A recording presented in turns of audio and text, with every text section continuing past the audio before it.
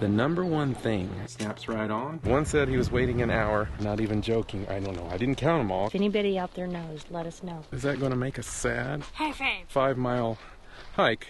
We're going to stop. We are stopping. We're here. From winter to summer, all in the same day. Thought it'd be really handy if someone went around and did. There's no service down there for any carrier. Sometimes they know, sometimes they don't.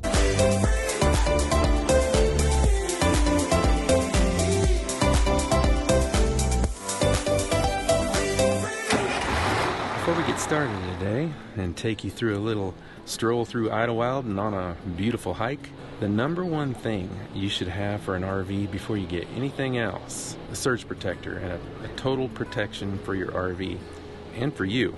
I'll tell you why here in a minute. A little over a year and a half, we've had this guy here, Surge Guard, model 34850.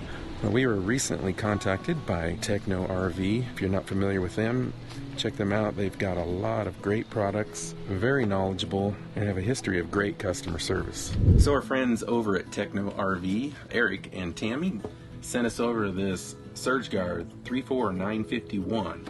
This is a step up from what we have, and they wanted us to try that out along with the wireless monitor. This is going to give us more protection than we have already. We've heard a lot about this. In fact, it's supposed to be the best on the market right now. There's a big misconception about surge protectors. A lot of people think all you need is a surge protector.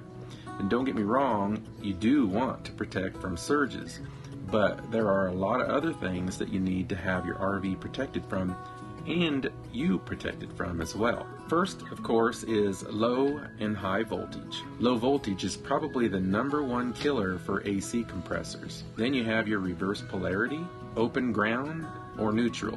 If you have an open ground, that means that you could become the ground. That would not be good. If it was raining outside and had an open ground and you touched metal on your RV, that would be a very bad day for you. So as you can see, it's really important. Now, the other thing that this provides, it also detects if you have any faults inside your RV and will shut the power down so it does not cause an issue or cause a fire. So that is another big benefit to this guy right here. I think it's a guy.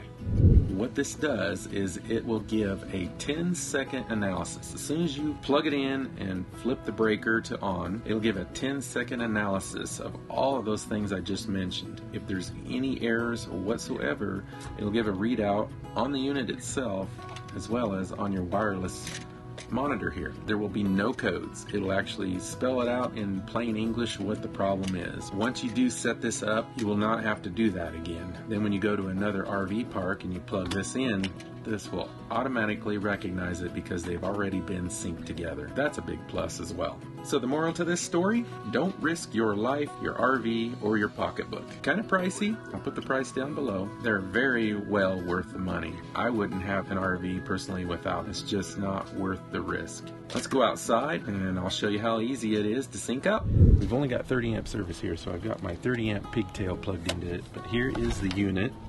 All works the same way. I'm going to set my battery right like that and push it down in there as soon as I press the power on. Said it found the unit. Press R to connect. It says connecting. And there we have it. Connected that easy. Faults, none. So that's it. It's really that simple. Now we can put this inside, mount it to the wall or whatever we want to do, and we're good to go. We're inside now, so we can read all of that. Next button here, it says no active faults. Faults, none. Push your left button here and it'll show you what your volts, amperages is, and your kilowatts, as well as your frequency. It comes with a little bracket that you put on the back, 2 little screw holes, or you can put a little command strip on the back, and it just fastens to the back. Snaps right on.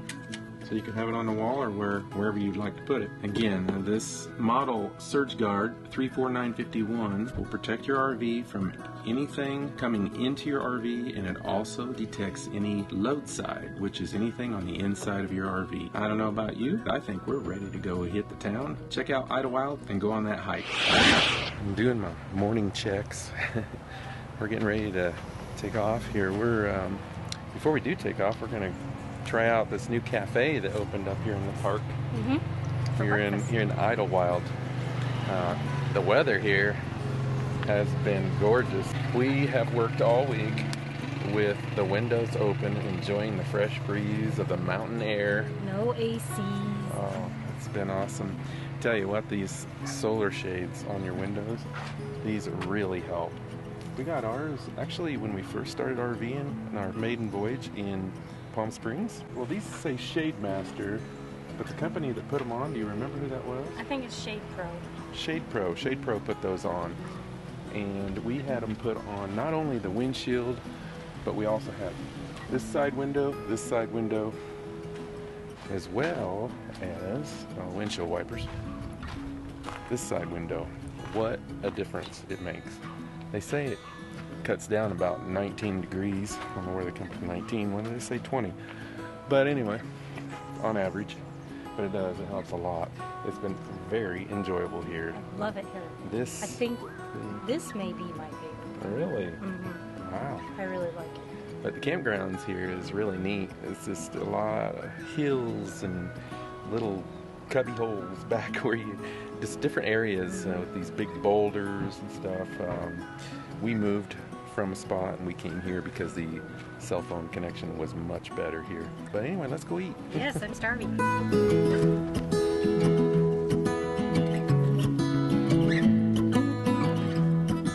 Change of plans.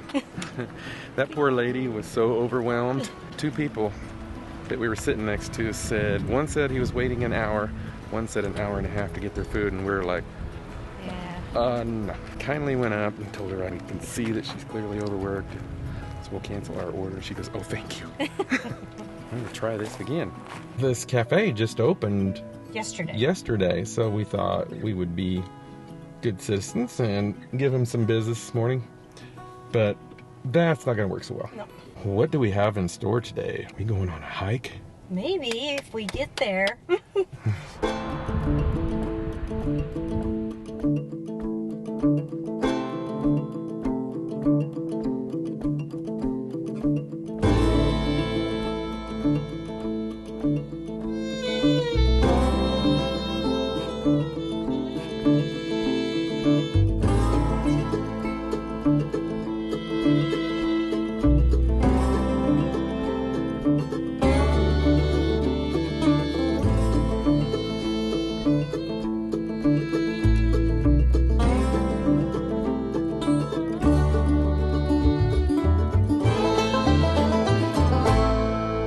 Ernie Maxwell Trail was only like 2.6 miles.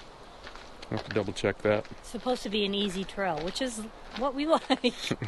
Especially after filling our bellies. God. We ate so much food.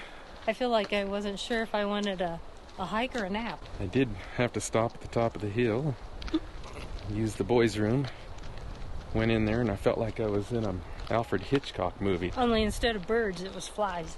Like 500, not even joking. I don't know. I didn't count them all. Couldn't. Hope you're not eating. Sorry about that. You know, before we started the RV life, I really wasn't even had that much of an interest. Watch your step. Oh. In Michelle's fascinated with these big pine cones. Oh, You know how many people probably touch that? Still is not the biggest one we found. We found one 12 inches. Now, we just love these because all the beautiful sights that you get to see. Wouldn't you agree, Michelle? Definitely. These trails. Give me your strength and show me your weakness. We're in this together now. We're in this together now. Oh gosh, I can't remember what video that was in Oregon. Sweet Creek Falls. Sweet Creek Falls, and You wanted to call it Sweet Cheeks. Sweet Cheeks, yeah, that's what it was. And Michelle about had her little slip, and we both started laughing. She just did it again. I have to trip on a trail at least once. There's a bug attacking me. Have to try going in that bathroom back there. I'll keep you safe, I'll give you my everything. Even if we're falling down, even if we're falling down. Do I look like I can fly with my ears? pulling my ear? An elf. Here we go. Does it look like I have a beard?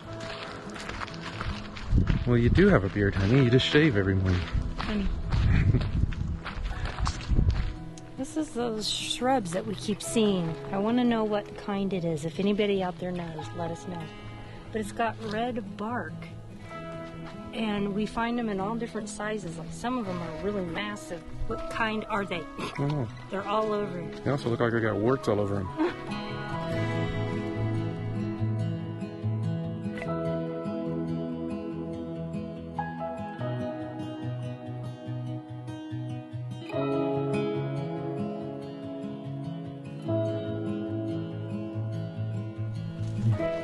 Again, what kind does it look like?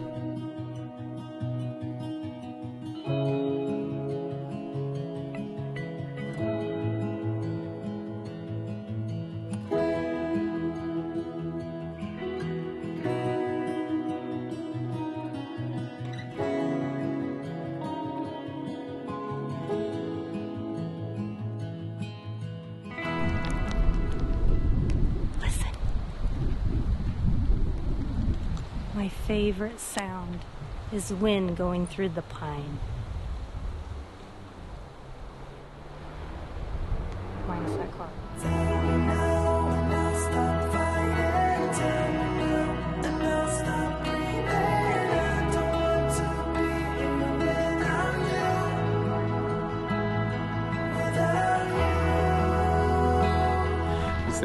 Just think of when we get old. Someday, and we can look back at all these videos of everything we did, and I was like, gosh, but is that going to make us sad and make us cry? You know, looking back, realizing life's about over. And I said, no, maybe it'll make us look at all that we've done and make us look at each other and say, we had a good life. Yeah, high five. Yeah. Except it'd be more like this. High five. Hey.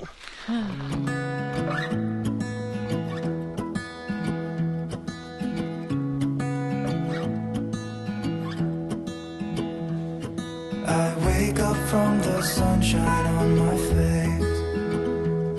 face, so dehydrated, don't know what to say. It's amazing how just everything growing, dying, no matter what it is, in its own natural state, just creates so much beauty, isn't it? What do you do when you're out here and duty calls? You just Pucker. And when people go by, just, hey, how you doing? 2.5 miles down, it does not loop, so you do have to come back. So essentially, it's really a 5-mile hike, unless Uber's waiting for you at the bottom of the hill. Well, that was a good hike. I'm not sure how far we went. Maybe 4 miles. I think we stopped a little bit short. Yeah, and then turned around, so. Yeah. All right, next stop. You'll find out soon.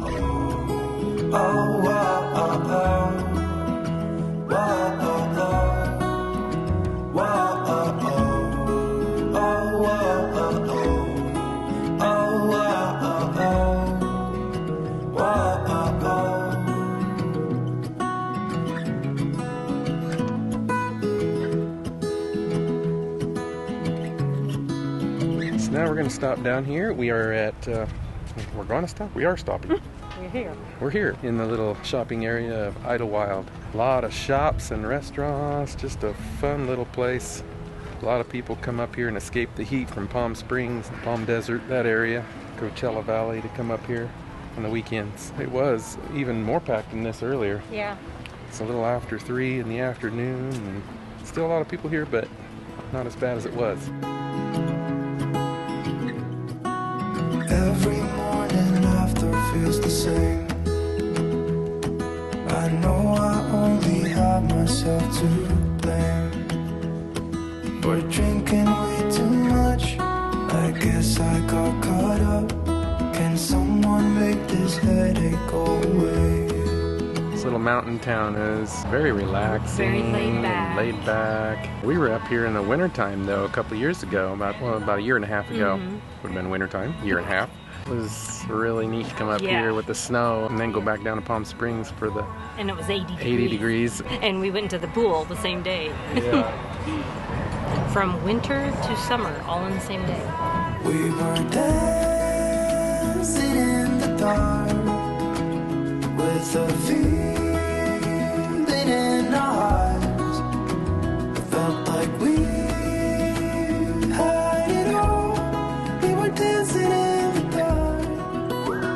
We had a gluten-free pizza there, and it was really good. Still, it's like really close to the one in old downtown Cottonwood, but Cottonwood still has that edge. Fratello's. Very good food. Oh, we came down here the other night for a beautiful sunset.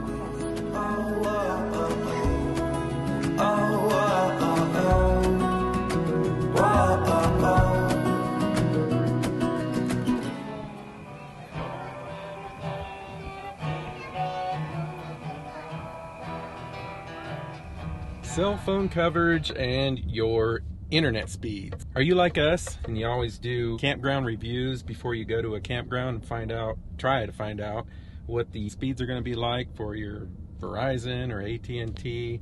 Well, we have both. We have Verizon and AT&T, but a lot of times when you see a review, some of the reviews only give like how many bars of AT&T and how many bars of service of Verizon, and that doesn't work very well because the people that's leaving those reviews are only leaving the review for one specific site that they were staying in. That's a little bit confusing and misleading. So you really need to do speed tests all over the campgrounds in order to figure out what areas really have the best speeds. Some campgrounds, they give you the site, they assign you the site. But if you get to choose your own site, you need to drive around and do a speed test until you find a good spot that's got a good solid signal for download and upload speeds. Now mind you, speeds can vary a little bit, but when you've got a big fluctuation in speeds in different areas of a campground, that gives you a very good solid idea of what the speeds are going to be in that area.